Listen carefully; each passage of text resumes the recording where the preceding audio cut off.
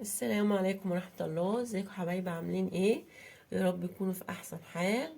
النهاردة معايا فيديو هيعجبكم قوي، مش فيديو طبيخ ولا فيديو وصفات، بس فيديو بالنسبة لي احلى فيديو في حياتي. انا حبيت اشارككم فرحتي ببنتي. النهاردة عيد ميلاد بنتي، واقول لها كل سنة وهي طيبة، عقبال كل سنة. وحبيت افاجئها واعمل لها التورتايه ديت. قلت اجرب فيها باني انا عندي جبت عجان، فقلت اجرب فيها واعمل لها التورتايه. بس بصراحه طلعت تورتايه تحفه تحفه تحفه تحفه. عجبتها قوي قوي قوي، فرحت بيها وبقت طايره بيها طير. قالت لي يا ماما تسلم ايدك، ده التورتايه تحفه بصراحه، كفايه ان انتي عاملاها لي بايدك. وانتوا حضراتكم شايفين التورتايه، ايه رايكم؟ مش بذمكم التورتايه تتبس؟ تورتايه تحفه. شايفين؟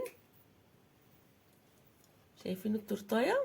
انا عاملاها نص فاكهه، والنص التاني عاملاها شيكليس شوكولاته. انا طبعا ما عنديش خامات ولا عندي اي حاجه، بس باذن الله انا هعمل معاكم تورت، ها، وهعمل معاكم جاتوه. هجيب حاجات بردك وهجيب خامات، بس انا حبيت اجرب في بنتي وطلعت بصراحه جميله. انا عن نفسي معجبه بيها بصراحه، والله العظيم.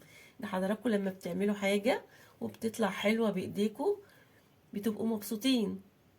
وانا ترى صراحه انا كنت مبسوطه بيها، ان هي انا اول مره اعمل تورتايه وتطلع كده بالمنظر الجميل ده. بصراحه منظرها ابهرني بصراحه. وانتوا كمان قولوا لها كل سنه وانتوا طيبه يا اميره، عقبال كل سنه، عيد ميلاد سعيد عليكي. ولو عجبكم الفيديو اعملوا لايك وشير. لو لسه اول مره بتشوفوني فعلوا الجرس واشتركوا في القناه. انا هوصل بيكو بتشجيعكم ليا، هوصل بيكو. يا ريت ما تبخلوش عليا بالاشتراك في القناه وبالشير واللايك، واشوفكم في فيديو جديد باذن الله. والسلام عليكم ورحمه الله.